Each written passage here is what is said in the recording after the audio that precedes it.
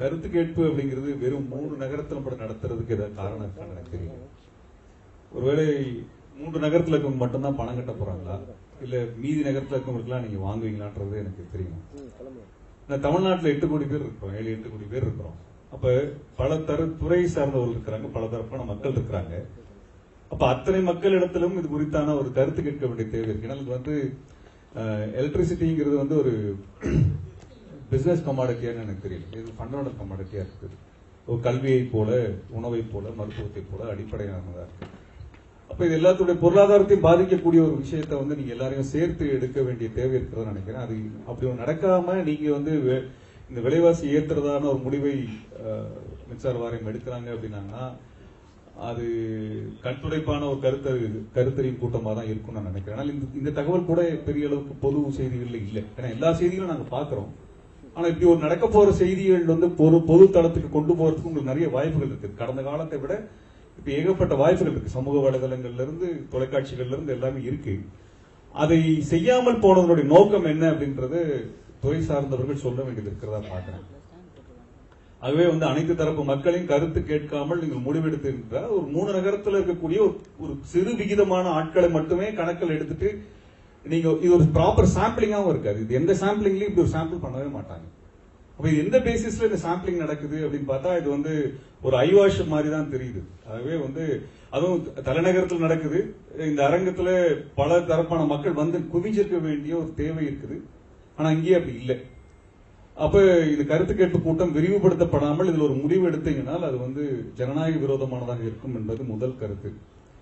இரண்டாவது வந்து எனக்கு முன்பு பேசிய பலர் பதிவு பண்ணது நிர்வாக ரீதியாக இருக்க குறைபாடுகள். இப்ப நீங்க வந்து இவ்வளவு நட்டம் வந்திருக்குன்னு ஒரு வெள்ளை அறிக்கை கொடுத்துருக்கீங்க. இந்த நட்டம் வந்து எங்களை மாதிரி பொதுமக்கள் காசு கொடுக்காதனால வந்துச்சா, இல்ல நீங்க முறையை நிர்வாகம் பண்ணதுனால வந்துச்சா? எங்களுக்கு அது பதில் வேணும். இப்ப நீங்க கன்சியூமர் எடுக்கிறீங்கன்னா, கன்சியூமர் இஸ் a கிங் அப்படின்னு எடுக்கிறீங்கன்னா, எங்கிட்ட ஒரு பொருளை விற்கிறீங்க, நீங்க கொடுத்த விலையை நாங்க கொடுத்துறோம், நீங்க கேட்ட விலையை கொடுத்துறோம். அதுக்கப்புறம் நீங்க 1,50,000 கோடி இல்ல 2,10,000 கோடி ரூபாய் நஷ்டம் கொடுத்துருக்கீங்க அப்படின்னா இதுக்கு பொறுப்பேற்கிறது யாருங்க, நீங்களா நாங்களா? அது எப்படி நாங்க எப்படி ஜஸ்டிஃபை பண்ண போறீங்க? நீங்க உங்ககிட்ட ஒரு துறையை கொடுத்திருக்கோம், அந்த துறை நட்டத்துல நடக்குதுன்னா அதுக்கு பொறுப்பு நீங்க தான். அப்ப அதுக்கான செலவினங்களை நீங்க தான் பொறுப்பு எடுக்கணுமா, நாங்க பொறுப்பு எடுக்கிறதா? அல்லது இந்த நட்டத்திற்கான காரணங்கள் நீங்க ஏதாவது பட்டியலிட்டு இருக்கீங்களா சார்? எங்களுக்கு அப்படி ஒண்ணு தெரியவே இல்லையே. நஷ்டத்துக்கான காரணம் என்ன அடிப்படையானது? இப்ப கடந்த 10 வருடத்துக்கு முன்பு இதே ரெகுலேட்டரி கமிஷனோட இந்த பிரைஸ் ஹைக்க பத்தியான இதுல நான் வந்து பேசினேன். அப்ப வந்து அவங்க என்ன கொடுத்திருந்தாங்கன்னா 44,000 கோடி ரூபாய் நட்டம் சொல்லி கொடுத்திருந்தாங்க. கிட்டத்தட்ட 40-45,000 கோடி ரூபாய் என்னோட நினைவில் அப்படிதான் இருக்கு. இன்னைக்கு 1,50,000 சொல்லிக்கிறீங்க, 3 மடங்கு அதிகமா இருக்கு. 10 ஆண்டுகள்ல நட்டம் 3 மடங்கு அதிகமா இருக்கு. கடந்த 10 ஆண்டுகளுக்கு முன்னாடி நடந்த பொழுது, அதற்கு முன்னாடி ஒரு 10 வருஷத்துல 20 வருடத்துக்கு முன்பு எலக்ட்ரிசிட்டி போர்டு லாபத்துல இயங்குறது அப்படிங்கிற கணக்கு வச்சிருக்கீங்க. அப்ப 20 வருஷத்துல ஒரு நிறுவனம் 1,50,000 கோடி ரூபாய் நட்டத்தை எப்படி கொண்டு வந்து சேர்த்துச்சு? இப்ப பொதுமக்களாக எங்களுக்கு வந்து உங்களை ஆடிட் பண்றதுக்கு அதிகாரம் இருக்கிறதா நான் நம்புறோம். அந்த அடிப்படையில எங்களுக்கு வந்து 1.5 லட்சம் கோடி ரூபாய் நஷ்டம் நீங்க சொன்ன அப்படி நாங்க ஏத்துக்கணுமா? What is the reason? என்ன ரேஷனல் இருக்கு சார் எங்களுக்கு? நீங்க இப்படி நீங்க ஒரு நஷ்டத்தை எங்க கூட கொடுக்குறீங்க, நாங்க எடுத்துக்கணுங்கிறதுக்கான அவசியம் என்ன இருக்கு? மின்சாரத்தை உங்ககிட்ட மட்டுமே நீங்க மட்டும் கொடுக்கறதுனால நீங்க சொல்றதெல்லாம் நாங்க ஏத்துக்கணுமா? On what basis? இந்த 10 ஆண்டுகள்ல 1,10,000 கோடி ரூபாய் அடிஷனலான லாசஸ் நீங்க கொண்டு வந்து சேர்த்ததுக்கு யார் பொறுப்பு? உங்க துறையில உங்க சேர்மன் பொறுப்பா, உங்க பினான்சியல் கண்ட்ரோலர்ஸ் பொறுப்பா, உங்க மினிஸ்டர்ஸ் பொறுப்பா? யார் சார் பொறுப்பு எங்களுக்கு? யாரு? Who holds the responsibility? உங்களுடைய மிஸ்மேனேஜ்மெண்ட்டுக்கு இங்க இருக்கக்கூடிய சாதாரண குப்பனை சுப்பனை கொண்டாந்து பலியிடுறீங்களே, இது எந்த வகையில் யோகியமானது? அப்புறம் நீங்க வெறும் 3 நகரத்துல மட்டும் கருத்து கேட்டு கேட்பீங்க. அப்ப நீங்க ஜனநாயகமா டெமோக்ராட்டிக்கா இருக்கிறீங்கன்னு அர்த்தமா? அது regulatory commission regulating of what? Regulating of what? Buying and distributing it. அப்ப பிரச்சனை டிஸ்ட்ரிபியூஷன்ல நாங்க காசு கொடுக்காதனால லாஸ் வந்துச்சா? நாங்கெல்லாம் ஏமாத்திட்டோமா? நாங்களாம் திருடிட்டோமா? அல்லது வாங்குறதுல பிரச்சனையா? வாங்குறதுக்கான அதிகாரம் எங்களுக்கு கிடையாது, உங்களுக்கு தான் இருக்குது, அதிகாரிகளுக்கு இருக்குது. இப்ப வாங்குறதுல குறைபாடு இருக்குதுன்னா அவங்களதான் நாங்க ரெஸ்பான்சிபிளா ஹோல்டு பண்ணணும். அவங்கதான் அதற்குரிய குற்றவாளிகள். நாங்க டீடைல்குள்ள போக விரும்பல சார், லாஜிக் கேட்கிறோம். நாங்க 1.5 லட்சம் கோடியை நீ எடுத்துக்கொண்டா ஒரு 1.5 லட்சம் கோடி நாங்க கட்டுறோம் சார். மக்கள் 7 கோடி பேர் சேர்ந்து 1.5 லட்சம் கோடி கட்டுறோம். ஆனா 1.5 லட்சம் கோடிக்கான நஷ்டத்துக்கான காரணம் யாரு? எங்களுக்கு பதில் வேணும். யாரும் பேர் சொல்லுங்க எங்களுக்கு. ஆட்டோமேட்டிக் மிஷின்ஸா வந்து இந்த நிறுவனத்தை நடத்துது. ஆட்டோமேட்டிக் மிஷினா சார் இப்ப நடத்துறது கவர்மெண்ட்ல. நீங்க அதுக்குன்னு ஒரு எலெக்ஷன் செலக்ஷன் ப்ராசஸ் வச்சு செலக்ட் பண்ண அதிகாரிகள், IAS அதிகாரிகள், இவங்க சேர்ந்து நடத்தி 1.5 லட்சம் கோடி ரூபாய் நஷ்டம் வந்துருச்சு. நீ எல்லாம் நான் செப்டம்பர் மாசத்துல காசு கட்டுனா என்ன பைத்தியக்காரங்களா? சொல்லுங்க சார். உங்க வீட்டுல உங்க குழந்தை ஒரு செலவு பண்ணுதுன்னா கணக்கு கேக்குறீங்களா இல்லையா? அப்ப 1.25 லட்சம் கோடி 1.5 லட்சம் கோடி ரூபாய் செலவு பண்ணி கொண்டு வந்து வச்சிருக்காங்க சார். நம்மளா கேட்கணுமா இல்லையா? இப்ப EBல இருந்து அதிகாரிகள் வந்திருக்காங்க, ரெகுலேட்டரி கமிஷன் வந்திருக்காங்க. ரெகுலேட்டரி கமிஷனோட கண்காணிப்புல தான் EB அதிகாரிகள் ஒப்பந்தம் போட்டிருக்காங்க. அவர் 2 பேரும் தானே பொறுப்பு, 2 பேரும் தானே பதில் சொல்லணும். இப்ப என்ன நடக்கும் நான் கேக்குறேன்னா, இப்ப எங்க கருத்தெல்லாம் கேக்குறீங்க, ஆனா நீங்களா ஒரு முடிவு எடுத்து நீங்க அறிவிச்சிருவீங்களா? அப்ப நீங்க பதிலே சொல்ல மாட்டீங்களா சார்? சொல்லுங்க. நீங்க பதில் சொல்ல மாட்டீங்களா? எங்களுக்கு பதில் சொல்லணும் சார். நீங்க பதில் சொல்லாம நாங்க இந்த கூட்டத்தை முடிக்க விட மாட்டோம். நாங்க இங்க இருந்து போக மாட்டோம் சார். நாங்க காசு கட்டுறோம், நீங்க கட்டல. உங்க சம்பளத்துல இருந்து ஒத்த பைசா நிக்க போறது இல்ல. உங்களுக்கு எல்லாமே வரதான் போகுது. காசு கட்ட போறது நாங்க. எங்களுக்கு நீ பதில் சொல்லி ஆகணும். ரெகுலேட்டரி கமிஷன் பதில் சொல்லி ஆகணும். நீங்க தான் ரெகுலேட் பண்ணீங்க. You are a regulatory body. Of 10 years, what made this law so possible, so arrogant, so much big? என்ன சார் காரணம்? நீங்க எப்படி சார் எங்கிட்ட கருத்து கேட்கலாம்? நான் கேட்கிறேன். குற்றவாளிகளா சேர்ந்து எங்கிட்ட கருத்து கேட்பீங்களா? சொல்லுங்க. குற்றவாளிகளா சேர்ந்து எங்க கருத்து கேட்பீங்களா? நாங்க வந்து உங்களை வந்து அக்யூஸ் பண்ணல. இந்த 10 வருஷத்துல நடந்த பவர் பர்ச்சேஸ் அக்ரிமெண்டோ, நீங்க வாங்கின அதர் ப்ராசஸ்லயோ, அதர் அட்மினிஸ்ட்ரேட்டிவ் இஷ்யூலயோ என்ன சார் பிரச்சனை நடந்தது? நீங்க எக்ஸ்பிளனேஷன் கொடுத்து நீங்க கேளுங்க. நான் அக்செப்ட். நீங்க ரீசனபிள். நாங்க வந்து உங்களுக்கு பணம் கட்ட வேணாம் சொல்லல. நீங்க ரீசனபிளா கொடுங்க, இதெல்லாம் காரணம் சார் அப்படின்னு சொல்லுங்க. நாங்க பணம் 1.25 லட்சம் கோடி கட்டுறோம் சார். என்ன சார் கட்டலாம்ல? நீங்க என்ன தப்பு பண்ணீங்கன்னு சொல்ல மாட்டீங்க. நீங்க முறையா நிர்வாகம் பண்ணீங்களா இல்லையான்னு சொல்ல மாட்டீங்க. ஆனா நீங்க 1.25 லட்சம் கோடி நாங்க போடுறோம், நீங்க கட்டுறீங்களா வேணாமோ கருத்து சொல்லுங்க அப்படின்னா என்னங்க அது? திருத்தணி EBக்கு மக்களா சார் எங்களுக்கு வந்து இந்த லாஜிக் எங்களுக்கு புரியல சார். சார் நீங்க டைம் எல்லாம் பேச முடியாது. நாங்க டைம் சொல்லணும். நாங்க டைம் சொன்னா நீங்க வெளியே போக முடியும் சொல்லிட்டாங்க. என்ன சார் சொல்றீங்க? நாங்க செப்டம்பர் மாசத்துல இருந்து காசு கட்டணுமா? அதுக்கு 5 நிமிஷத்துக்கு ஒரு பெல் அடிங்க, பெல்லால் அடிங்க. எங்களுக்கு பிரச்சனையே கிடையாது. On what basis, sir? On what basis? அப்ப எங்களுக்கு வந்து இதுல நான் கேட்கக்கூடியது என்னன்னா, இங்க பப்ளிகேஷன் கொடுத்தாங்க, இத்தனை எரர்ஸ் இருக்குன்னு ஐயா காந்தி அவர்கள் கொடுத்தாங்க. அவர் சொன்னது உண்மையா இல்ல பொய்யா? இல்ல நான் என்ன கேக்குறேன்னா, நீங்க சொல்லுங்க சார், அபிஷியல் சொல்லுங்க. அவர் சொன்னது உண்மை பொய்யா? பொய்னா பொய்ன்னு சொல்லுங்க, உண்மைனா உண்மையை ஒத்துக்கோங்க. இங்க எத்தனையோ பேர் சொல்லி இருக்கிறாங்க. காந்தி நீங்க முடிச்சுக்கங்க, கடைசியில் அவங்க பதில் சொல்லுவாங்க. சார் எங்களுக்கு பதில் ஒன்னே ஒண்ணுதான் சார், திரும்ப சொல்லிடுறோம்.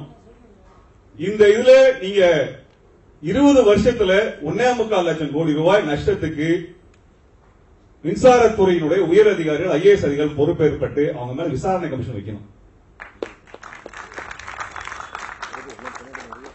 அதுல இருக்கக்கூடிய நிதி நிர்வாக அலுவலகங்கள்ல இருந்து இருக்கக்கூடியவங்கள்ல இருந்து பிற உயர் அதிகாரிகள், முடிவெடுக்கக்கூடிய அதிகாரிகள், ரெகுலேட்டரி கமிஷன்ல இருந்து எல்லாத்தின் மீதும் ஒரு பப்ளிக்கான வெளிப்படையான ஒரு விசாரணை வேணும் அப்படிங்கிற ஒத்துக்கிறோமா? இப்ப நாங்க விசாரணை வைக்கிறோம். இந்த கருத்து கேட்பு கூட நாங்க தான் இல்லையா சார்? நம்ம தான் சார் கன்சியூமர். இங்க அவங்க பாஸ் கிடையாது. உண்மையா இல்லையா? நம்ம தான் பாஸ். இங்க இருக்கக்கூடிய நம்ம எல்லாம் படிச்சவங்க கேட்டு வந்திருக்கிறோம். எத்தனை கோடி படிக்காத ஏழைகள் இப்ப காசு கட்டணதுக்கு அவங்க யார் கேட்கறது? இவங்க பிரைவேட் கம்பெனிட்ட இவங்க காசை வாரி வாரி கொடுத்துட்டு, நம்ம காசை வாங்கி வாரி கொடுத்துட்டு அந்த லாஸுக்கு நம்ம காசு கட்டணும்னா அது அயோக்கியத்தனமா இல்லையா? அப்ப இந்த கருத்து கேட்பு கூட்டம் விரிவா நடத்த மாட்டாங்க. நம்மளுக்கு 5 நிமிஷம் கொடுத்து 5 நிமிஷத்துல கருத்து சொல்லு, அதை முடிச்சுட்டு நாங்க வந்து 1ஆம் தேதியில இருந்து தலையில குத்துவோம் அப்படின்னா ஏத்துக்கணுமா? அது குறைஞ்சபட்சம் 10 மாவட்டங்கள் நடத்தணும் சார். எல்லா இடத்துலயும் விரிவான அறிவிப்பு வெளியிடப்படணும். டிஎன்இபி அபிஷியல்ஸ்ல வந்து வெளிப்பட பதில் சொல்லணும். அதுல இருக்கக்கூடிய எத்தனை துறையா இருந்தாலும் கொடுக்கணும். ஏனால் இது நாங்களெல்லாம் சேர்ந்து காசு கொடுத்து உருவாக்கின துறையே ஒழிய ஏதோ அதானி அம்படி காசு கொடுத்து உருவாக்கின துறையெல்லாம் கிடையாது. அப்ப எங்களுக்கு என்னன்னா நாங்க கேட்கக்கூடியது, நீங்க இது வரைக்கும் பண்ண 1.25 லட்சம் கோடிக்கான காரணம் நீங்க பட்டியல் தராதீங்க சார். என்ன காரணம்? இன்னைக்கு ரீசன் நான் காசு கொடுக்குறோம், ஆனா அது காரணம் கொடுக்கணும் சார். சார் இதெல்லாம் தரேன் சார். நான் நைட்டு எனக்கு வீட்டுக்கு போகணும் தான், உங்களுக்கு இருந்த குடும்பம் எனக்கு தான் இருக்குது. ஆனா 1ஆம் தேதியில நாங்க காசு கட்டணும். உங்க சம்பளத்தை குறைப்பாங்களா சொல்லுங்க? உங்களுக்கு சம்பளம் குறைக்க மாட்டாங்க சார். ஆனா உங்களுக்கு வருஷ வருஷம் ஏத்துற மாதிரி எனக்கு ஏத்துவாங்களா? இல்ல இங்க இருக்கவங்க ஏத்த போறாங்களா? இல்ல சார். இது எங்களுக்கு வாழ்வாசவா பிரச்சனை நிக்கிறோம் நாங்க. இதுல இருக்கக்கூடிய பெரும்பாலான கன்சியூமர்ஸ் சாதாரண பீப்புள், அவங்களுக்கு டாரிஃப் அதிகம் பண்ண போறீங்க. அதுக்கு நீங்க கொடுத்துருக்கீங்க ஏதோ தூக்கு தண்டனை கைது கடைசி ஆசை சொல்லுன்ற மாதிரி. அப்ப எங்களுக்கான சார் இதுல வந்து இந்த இது நீங்க ஆர்டர் போட்டீங்கன்னா நாங்க போராட்டம் நடத்துவோம் சார். எலக்ட்ரிசிட்டி போர்டா இருந்தாலும் ரெகுலேட்டரி கமிஷன் அதுக்கு முன்னாடி 1000 பேர் திரட்டணுமா, 2000 பேர் திரட்டணுமா, 10,000 பேர் திரட்டணுமா? திரட்டணுமா மாட்டோமா? கண்டிப்பா திரட்டணும் சார். காரணம் என்னன்னா தனியார் நிறுவனத்துக்கு நீங்க வாரி வாங்கின காசுக்கு நாங்க எது சார் காசு கட்டணும்? நாங்க எது கட்டணும்? அப்ப எங்களுக்கு வந்து இதுக்கான காரணங்கள் இங்க இருக்கிற அதிகாரிகள் வெளிப்படையா சொல்லணும். வெளிப்படையா சொல்லணும். எதுக்குமே பதில் சொல்லாம அப்படியே போவோம், நாங்க அதுக்கப்புறம் தலையில குவிப்போம் அப்படின்னு சொன்னீங்கன்னா நாங்க ஏத்துக்க முடியாது சார். 10 வருடமா நடந்த இந்த முறைகேடுகளுக்கான பதில் எங்களுக்கு வேணும். 2வது 20 வருடத்துல ஒரு துறையை வந்து இவ்வளவு மோசமானதா மாத்திருக்கீங்க, இவ்வளவு மோசமானதா மாத்திருக்கீங்க. ஆகவே இந்த இன்கேப்பபிளான அபிஷியல்ஸ் மேல எங்களுக்கு விசாரணை கமிஷன் வேணும். எங்களுக்கு விசாரணை கமிஷன் பேசும் சார். நீங்க தயவுசெய்து முடிச்சுக்கங்க. அல்ல பேசணும். யாரெல்லாம் பேசணும் சொல்லுங்க. பேசவும் வேண்டாமா சொல்லிட்டாங்க சார். அப்ப எங்களுக்கான வேலை முடிச்சுக்க சார். பிரச்சனை எங்களுக்கான விஷயங்களுக்கு இதுக்கு பதில் சொல்லிட்டு நீங்க இதுக்கப்புறம் நிறைவு பண்ணுங்க. அது மட்டும் இல்லாம இந்த பவர் ஹைக் அப்படிங்கிற இந்த இதுக்கான கட்டண உயர்வை நாங்கள் எந்த காலத்திலும் ஏற்றுக்கொள்ள முடியாது. ஏன் சார் அத்தனை கொஸ்டின் கேட்கும்போது ஒருத்தர் கூட ஏன் சார் பதில் சொல்றோம், லாஸ்ட்ல கூட சொல்றேன் வார்த்தை வர மாட்டேங்குதா சார்? இன்னைக்கு கூட எலக்ட்ரிசிட்டி போர்டோட சேர்மன்ல அவர் மேல விசாரணை வேணும் சார். ஒத்துறீங்களா இல்லையா? எலக்ட்ரிசிட்டி போர்டு சேர்மன் மேல விசாரணை வேணுமா வேண்டாமா? அவர் மேல முதல் விசாரணை ஆரம்பிக்குது சார். சிபிஐயோ இல்ல ஆனா வேண்டாங்க. எங்களுக்கு தேவை 1.25 லட்சம் கோடிக்கு யார் பொறுப்பு அப்படிங்கிறது பதில் சொல்லணும். அது வந்து இபியோட பொறுப்பு, ரெகுலேட்டரி கமிஷனோட பொறுப்பு. இந்த குற்றச்சாட்டை நாங்க வைக்கிறோம். இது பதில் இல்லாம கருத்து கேட்பு கூட்டம் முடிச்சுட்டு அதுக்கப்புறம் டாரிஃப் இன்க்ரீஸ் பண்றீங்கன்னு சொன்னீங்கன்னா போராட்டம் நடத்துறது மட்டும் இல்ல, ஒவ்வொரு அதிகாரிகள் பேரை சொல்லி நாங்க பிரச்சாரம் பண்ண வேண்டியது சொல்றோம் சார் நாங்க. ஏன்னா இது எங்க பணம், எங்க பணத்தை முறையாக நீங்க நிர்வாகம் பண்ணாம நீங்க உருவாக்கின நட்டத்திற்கு நீங்கள் தான் பதில் சொல்லணும். உங்க மேல வழக்கு போடணும், உங்க மேல விசாரணை வரணும். அது நாங்க அதுக்கான கமிஷன் வைக்கணும் நாங்க விரும்புறோம். இதுதான் நீதிமுறை, இதுதான் ஜனநாயகம், இதுதான் டெமோக்ராட்டிக் ப்ராசஸ். அந்த ப்ராசஸ் இருக்கணும். அதே மாதிரி ரெகுலேட்டரி கமிஷன் தானா வந்து பல விஷயங்களை எடுத்து செய்யணும் விரும்புறோம். ஏன்னா that's a regulatory body on behalf of the people. on behalf of the people. நீங்க எங்களுக்காக பேசுறீங்க. நீங்க தான் சரி பண்ணணும். இந்த அதிகாரிகள் யாராவது தப்பு பண்ணிருக்காங்களோ அவர்களை நீங்க அக்கௌண்டபிள் கொண்டு வரது நீங்க தான். இந்த பவர் பர்ச்சேஸ் அக்ரிமெண்ட்ல இருக்கக்கூடிய பிரச்சனைகள் அது தீர்க்க வேண்டியது உங்க பொறுப்பு. அது உங்களுடைய காலத்தில் நீங்க செய்வீர்கள். நம்ம 10 ஆண்டுகள் செய்யாம இருக்கலாம், ஆனால் இப்பொழுதாவது நீங்க செய்ய வேண்டும். இல்லை என்றால் பப்ளிக் டொமைன்ல நீங்க வந்துருச்சு. இது அத்தனையும் பப்ளிக் கொண்டு போறோம். நீங்க பேச அத்தனை வீடியோ பப்ளிக் போகுது. அத்தனைக்கு நீங்க தான் ரெஸ்பான்சிபிள் ஆக போறீங்க. ஆகவே இதுக்கான பொறுப்பு உங்களோட கையில தான் இருக்கு சார். நீங்க தான் தயவு செய்து இதற்குரிய தீர்வுகளை உருவாக்கி அங்க வழக்குகளை திரும்ப வாங்குறது, வழக்குகளை நடத்தாம இருக்கிறது, காசை வாரி வழங்குறது, ஹையர் காஸ்ட் பர்ச்சேஸ் பண்றது, இதெல்லாம் முடிச்சு வைக்க வேண்டிய பொறுப்பு தாழ்மையான ஒரு கோரிக்கையாக மக்கள் மன்றத்தினுடைய கோரிக்கையாக இந்த இடத்துல முன்வைக்கின்றோம். ஆகவே நீங்கள் இதற்குரிய முடிவெடுக்க வேண்டும் என்று கேட்டு வாய்ப்பு நன்றி கூறி விடைபெறுகிறேன். உடனுக்குடன் செய்திகளை அறிந்து கொள்ள IF தமிழ் பெல் ஐகானை கிளிக் செய்யுங்கள்.